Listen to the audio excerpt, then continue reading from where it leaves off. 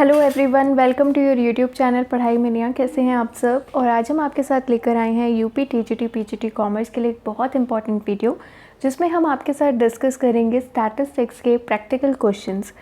Basically अगर आप देखते हैं तो अरिथमेटिक मीन के 3 तरीके से हम उसे सॉल्व करते हैं, मतलब 3 सीरीज़ होती हैं, individual, discrete and continuous series. तो एग्ज़ाम में जो क्वेश्चंस बनते हैं वो इंडिविजुअल सीरीज़ से ही बनेंगे, क्योंकि डिस्क्रीट और कॉन्टीन्यूअस से बनने का मतलब है कि पेपर बहुत लेंदी हो जाएगा और एमसीक्यूज़ में तो ये पॉसिबल ही नहीं है। तो इस वजह से हमने आपके साथ जो क्वेश्चंस लिए हैं वो ऐसे क्वेश्चंस लिए हैं जिन्हें आप प्रीवियस ईयर में भी आप जब सॉल्व करोगे तो आप इजीली इन क्वेश्चंस को फाइंड करोगे, और ऐसे ही क्वेश्चंस आपके एग्ज़ाम में भी बनेंगे। तो अगर आपने अभी तक चैनल सब्सक्राइब नहीं किया है तो प्लीज़ चैनल को सब्सक्राइब करिएगा, बेल आइकन को प्रेस करिएगा। स्टार्ट करते हैं। सबसे पहले अरिथमेटिक मीन। अरिथमेटिक मीन को हम हिंदी में कहते हैं समांतर माध्य। Find arithmetic mean. Arithmetic mean को हम एवरेज बोलते हैं। जैसे कि मान लीजिए हर आइटम की वैल्यू अलग अलग होती है, तो हमें एक ऐसी वैल्यू चाहिए होती है जो पूरी सीरीज़ को रिप्रेजेंट करे। तो अरिथमेटिक मीन मतलब होता है एवरेज। अगर आपको एवरेज दिया है या अरिथमेटिक मीन दिया है तो बात आप दोनों एक ही समझिएगा। चलिए, find arithmetic mean. Arithmetic mean निकालना है। आपको आइटम्स दिए हैं 30, 36, 34, 40, 42, 46, 54, 62। अब अरिथमेटिक मीन का जो फॉर्मूला होता है वो क्या होता है? अरिथमेटिक मीन का फॉर्मूला क्या होता है? अरिथमेटिक मीन का फॉर्मूला होता है arithmetic mean is equals to sigma x upon n. Arithmetic mean को हम कैसे शो करते हैं? इस सिंबल से हम शो करते हैं। इसे भी आप ज़रूर ध्यान रखिएगा, कंफ्यूज मत होना। अरिथमेटिक मीन सिग्मा का मतलब होता है सम। सिग्मा का मतलब क्या होता है? टोटल या फिर सम बोल लीजिए। तो सिग्मा एक्स में हम क्या करते हैं? अरिथमेटिक मीन मतलब कि वो वैल्यू जो आपको कैसे मिलती है, सभी आइटम्स को सम करने के बाद उसे डिवाइड करने से नंबर ऑफ़ आइटम से। तो सिग्मा एक्स का मतलब है जितने भी नंबर्स दिए हैं उन सबको ऐड कर लो, और एन का मतलब होता है आपको कितने नंबर्स दिए हैं। तो नंबर्स हम काउंट कर लेते हैं। नंबर दिए हैं 1 2 3 4 5 6 7 8। तो हमारे पास एन कितने हैं? एन है हमारे पास 8। तो अब हम फॉर्मूला लगाएंगे। फॉर्मूले में सारे आइटम्स को पुट करेंगे। सिग्मा एक्स में हम क्या करेंगे? सबका टोटल करेंगे। तो 30, 36, 34, 40, 42, 46, 54, 62। इन सब का सम कैसे करते हैं? चलिए जल्दी से टोटल करते हैं। 36 एंड 34 हो जाएगा 70, 70 प्लस 30 हो जाएगा 100, 100 प्लस 40 140, 140 प्लस 142 182, 182 ये आ गया। फिर 46 प्लस 54 करेंगे तो आपका क्या आ जाएगा? 100 आ जाएगा। 100 प्लस 62 162। तो यहाँ पे आपका टोटल क्या बनेगा? 344। 344 को डिवाइड करेंगे। नंबर्स कितने हैं? 8 हैं। तो 344 को जब हम 8 से डिवाइड करेंगे तो हमारा आंसर आ जाएगा 43। तो ऐसे आपको सॉल्व करना है। चलिए नेक्स्ट क्वेश्चन पे मूव करते हैं। अरिथमेटिक मीन में आपने एक चीज़ नोटिस करी होगी कि जब हम अरिथमेटिक मीन निकाल रहे हैं तो हम हर आइटम को ऑब्जर्व कर रहे हैं, हर आइटम को कंसीडर कर रहे हैं। आइटम का जो मतलब है वो ये वैल्यूज़ जो दी हुई हैं। तो अरिथमेटिक मीन का सबसे बड़ा फ़ायदा क्या है कि ये सभी आइटम्स पर बेस्ड है, किसी भी आइटम को निगलेक्ट नहीं करता है। और बाकी अगर देखें तो मीडियन भी क्या है? सभी आइटम्स पे बेस्ड नहीं होता है। मोड भी सभी आइटम्स पे बेस्ड नहीं होता है। तो ये जो है ये फ़ायदे हैं मीन के। नेक्स्ट क्वेश्चन पे चलते हैं। Mean obtain bye 100 students. So students हैं, 100 स्टूडेंट्स हैं, उन्होंने जो माध्य दिया हुआ है वो दिया गया है 40। अब बाद में पता चलता है कि एक वैल्यू को गलत पढ़ लिया गया है 83। तो हमने गलत क्या पढ़ा है? 83 गलत पढ़ा है। सही क्या पढ़ना चाहिए था? सही पढ़ना चाहिए था 53। तो करेक्ट वैल्यू हमारी क्या है? 53। यहाँ पर आप देख सकते हैं। आप इसे कैसे पता चलेगा? कई लोग इसमें कंफ्यूज हो जाते हैं कि राइट वैल्यू क्या थी और रॉन्ग वैल्यू क्या थी। सीधे सीधे वो बोल रहा है कि one value was read as 83। पढ़ा क्या गया है? 83 इंस्टेड ऑफ का मतलब होता है के बजाय। किसके बजाय? 53 के बजाय 83 पढ़ा गया है। तो 53 पढ़ना चाहिए था। करेक्ट वैल्यू 53 हो गई, रॉन्ग वैल्यू क्या हो गई? 83। फिर हम लगाएंगे फॉर्मूला। पहले हम इसको ना हिंदी में भी एक बार रीड करते हैं इस क्वेश्चन को। 100 विद्यार्थियों का जो माध्य दिया गया है वो क्या दिया गया है? 40 दिया गया है। बाद में पता चला कि 53 अंक को गलती से 83 पढ़ा गया। शुद्ध माध्य क्या होगा? तो यहाँ पर क्या लिखा है, 53 अंक को गलती से 83 पढ़ा गया। 53 पढ़ना था, 83 पढ़ लिया गया। अब देखते हैं हम इसे कैसे सॉल्व करेंगे। सबसे पहले अर्थमेटिक मीन फॉर्मूला लगाया, sigma x upon n. Mean हमें दिया है 40, सिग्मा एक्स हमें नहीं पता और नंबर ऑफ़ स्टूडेंट्स कितने दिए हैं, 100 दिए हैं। तो सिग्मा एक्स हमने निकाल लिया, सिग्मा एक्स हमारा आया 4000।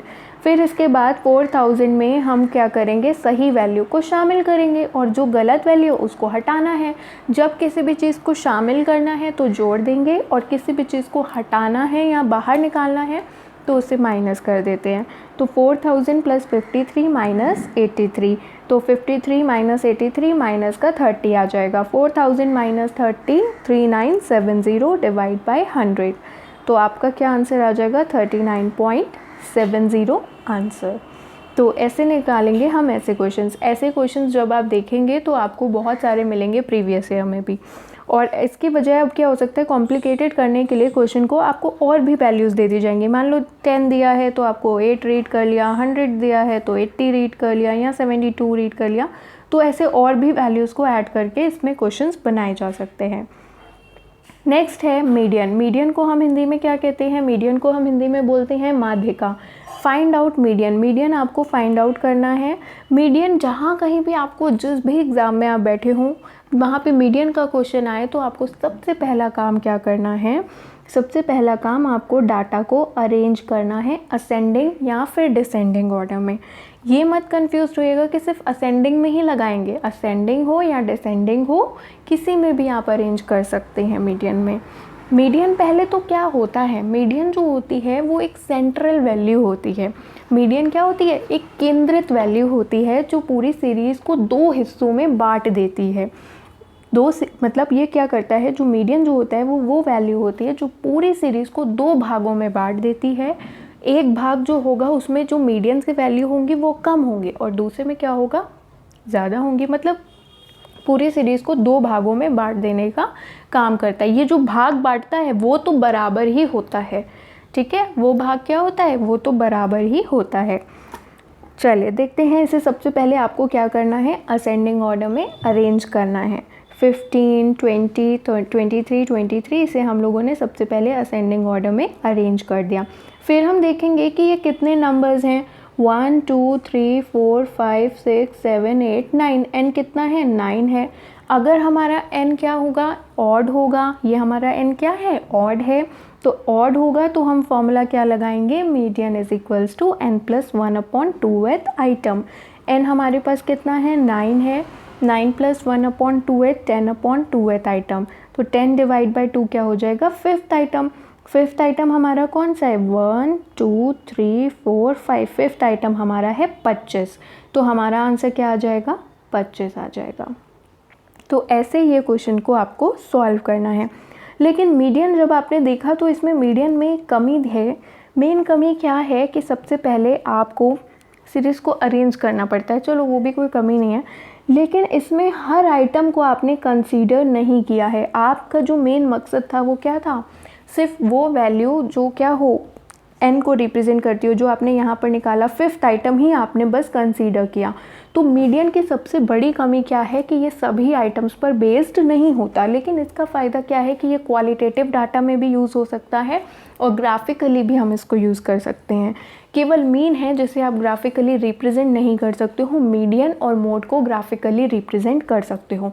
और अगर हम बात करते हैं कुछ इम्पॉर्टेंट, तो ये ध्यान रखिएगा कि जो मीडियन होता है और मोड होता है, ये आपके कौन से होते हैं, ये आपके पोजीशनल एवरेज होते हैं, क्योंकि इनकी वैल्यू पोजीशन के बेस पे निकाली जा रही है। हमने पोजीशन के हिसाब से वैल्यू निकाली थी ना, तो इसको क्या बोला जाता है, इन्हें बोला जाता है पोजीशनल एवरेजेस।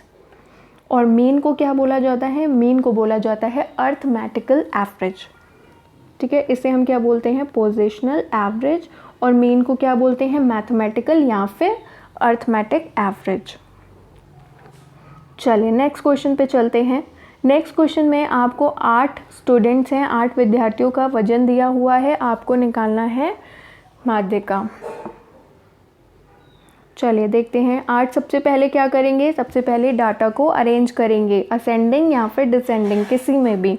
यहाँ पर हमने डाटा को अरेंज किया है असेंडिंग ऑर्डर में। सबसे पहले लेंगे 64, फिर लेंगे 68, फिर लेंगे 70, फिर 71, फिर 72, फिर 73, फिर 75, देन 76। अब इसे अरेंज करने के बाद नेक्स्ट स्टेप क्या होता है, n निकालना। n हमारा क्या है, 8 है। 8 हमारा क्या है, इवन नंबर है, तो n इज इक्वल्स टू 8, जो कि क्या है, इवन है। देखिए अब इसके दो तरीके आ गए हैं। जो आप नई बुक्स देखेंगे तो उसका तरीका थोड़ा सा अलग है। अलग तो बेसिकली कुछ भी नहीं है, बस फॉर्मूला की बात है। तो नए मेथड से पहले देखते हैं, जो आपको अक्सर बुकों में देखने को अब ये मिलेगा, n+1/2th आइटम।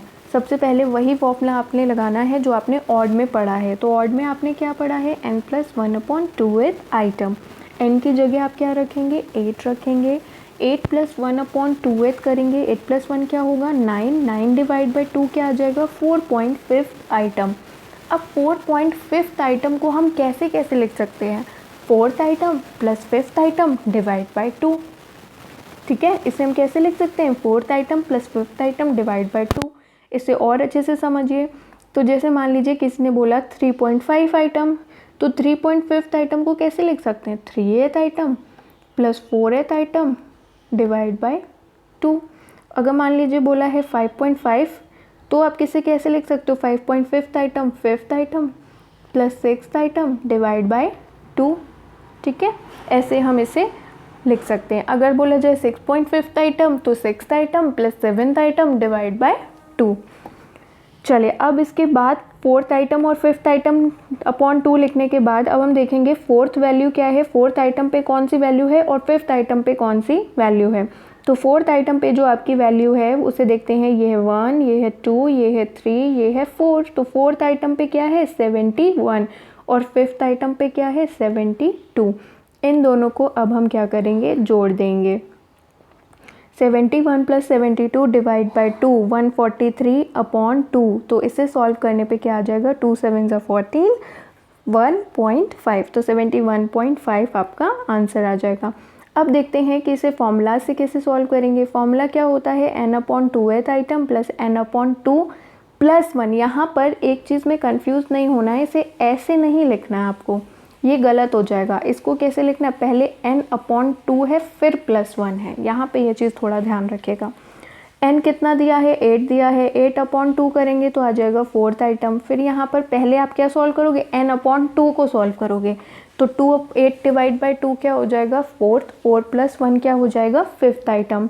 तो 4th आइटम क्या था, 71 था। 5th आइटम क्या था, 72 था। तो 71 प्लस 72 करेंगे तो आपका आंसर क्या आ जाएगा, 143। 143 डिवाइड बाई 2, 71.5 आंसर। तो हम किसी भी तरीके से इसे निकाल सकते हैं। चलिए नेक्स्ट चलते हैं मोड की तरफ। मोड को हम हिंदी में क्या बोलते हैं, मोड को हम हिंदी में कहते हैं बहुलक। Age of 10 student. सबसे पहले मोड के बारे में कुछ बात करते हैं। मोड के बारे में, मोड जो है वो फ्रेंच वर्ड ला मोड से आया है, जिसका मतलब क्या होता है, फैशन। मैं इसे यहाँ पे लिख देती हूँ, फ्रेंच वर्ड क्या है वो, ला मोड। इस ला मोड का मतलब क्या होता है, फैशन। मतलब कि एक ऐसी वैल्यू जो सबसे ज़्यादा बार पूरी सीरीज़ में आई होती है, उसे हम क्या कहते हैं, उसे कहते हैं मोड। तो ऐसी आइटम या ऐसी वैल्यू जो बहुत बार रिपीट हो रही है सीरीज़ में, उसे बोलते हैं मोड। साधारण सी भाषा में एक ऐसी वैल्यू को देख लो जो सीरीज़ में बहुत बार आई है। इसकी क्या कमी है, इसकी कमी ये है कि ये सभी आइटम पर बेस्ड नहीं होता है। ठीक है, और आगे भी इसका कोई भी इस्तेमाल आप नहीं कर सकते हो। जैसे अर्थमेटिक मीन है, आपका यूज़ हो सकता है उसे स्टैंडर्ड डेविएशन निकालने में, मीन डेविएशन निकालने में। लेकिन आपका जो मोड है और जो मीडियन है, उसका यूज़ आपका बहुत ही रिस्ट्रिक्टेड है, बहुत ही कम जगह पर इसका फर्दर ट्रीटमेंट होता है। मोड वैसे कैलकुलेट करना तो बहुत इजी है, आप इसे सिर्फ और सिर्फ इंस्पेक्शन के थ्रू ही पता लगा सकते हो। इंस्पेक्शन का मतलब आपको कुछ भी पेन वगैरह उठाने की भी ज़रूरत नहीं है, आप सिर्फ देखोगे और आंसर बता दोगे, इतना ईजी है। लेकिन जब आपका ग्रुपिंग मेथड यूज़ होता है तो ये सबसे ज़्यादा कम्प्लेक्स बन जाता है। कम्प्लेक्स का मतलब बहुत ज़्यादा जटिल बन जाता है जब आपको ग्रुपिंग मेथड के थ्रू मोड निकालना पड़ता है। तो देखिए यहाँ पर आपको दिया है मोड निकालने के लिए ज़रूरी नहीं है कि आप इसको क्या करें, असेंडिंग ऑर्डर में लगाएं, तो इसकी कोई भी नीड यहाँ पर नहीं है। फिर भी मैंने थोड़ा सा ईजिली करने के लिए लिखा है, तो चलिए देखते हैं सबसे पहले हम कैसे निकालेंगे। सबसे पहले आप क्या देखो, आप ये देखो कि 17 देखिए यहाँ पर आया है 17 एक बार, फिर 2 बार, फिर 3 बार। फिर देखते हैं कि 20 कितनी बार आया है, 20 आया है एक बार और 2 बार। फिर देखते हैं कि नेक्स्ट आइटम 21, 21 कितनी बार आया है, एक बार। फिर देखते हैं 18 भी है, 18 जो है वो आपका आया है 2 बार। 22 आपका आया है 2 बार, एक मिनट, 22 आपका आया है 2 बार।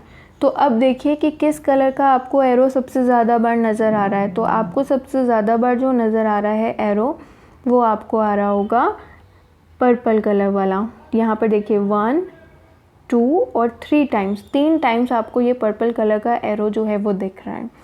तो सबसे ज़्यादा बार कौन सा रिपीट हुआ आइटम, आपका सबसे ज़्यादा बार रिपीट हुआ है 17। तो 17 जो है वो सबसे ज़्यादा बार सीरीज़ में आया है। अच्छा, एक चीज़ और आपको ध्यान रखनी है मोड से रिलेटेड, कि मोड का इस्तेमाल आप कहाँ पर करते हो। मोड का इस्तेमाल आप रेडीमेड गारमेंट्स में करते हो, या फिर ऐसी जगह जो बिज़नेस वाली जगह होती हैं वहाँ पर इसका यूज़ किया जाता है। और एक एवरेज शू, मतलब शू साइज़ आपसे पूछा जाए तो वहाँ पर भी आप इसका यूज़ करते हो। रेडीमेड गारमेंट्स, बिज़नेस और शू साइज़ में आप इसका यूज़ करते हो। नेक्स्ट है, अगर मीडियन दिया है 280, मीडियन कितना दिया है 280, मीन दिया है 310, तब मोड क्या होगा। ये जो फॉर्मूला है इसका यूज़ हम एसिमेट्रिकल डिस्ट्रीब्यूशन में करते हैं। एसिमेट्रिकल डिस्ट्रीब्यूशन का मतलब जब आपका मीन, मीडियन और mode normal bell shape curve नहीं बना रहे होते हैं, तब आप क्या करते हो, इस फॉर्मूले का इस्तेमाल करते हो।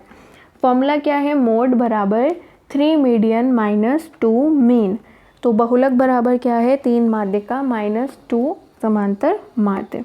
तो मोड को कैसे दिखाते हैं, z के थ्रू दिखाते हैं, मीडियन को m से शो करते हैं और मीन को x बार।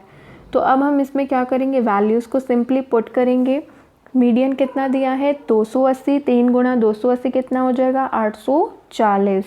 फिर 2 गुणा क्या करेंगे 310, 2 इंटू 310, तो आपका आ जाएगा 620। 840 में से 620 घटाएंगे तो आपका आ जाएगा 220 आंसर।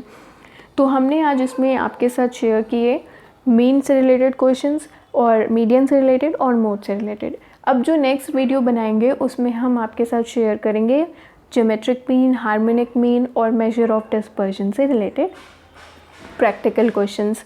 और अगर आपको ये वीडियो अच्छी लगी तो प्लीज़ कमेंट करके ज़रूर बताइएगा कि आपको कैसी लगी, और प्लीज़ चैनल को सब्सक्राइब ज़रूर करेगा। Thank you for watching the video.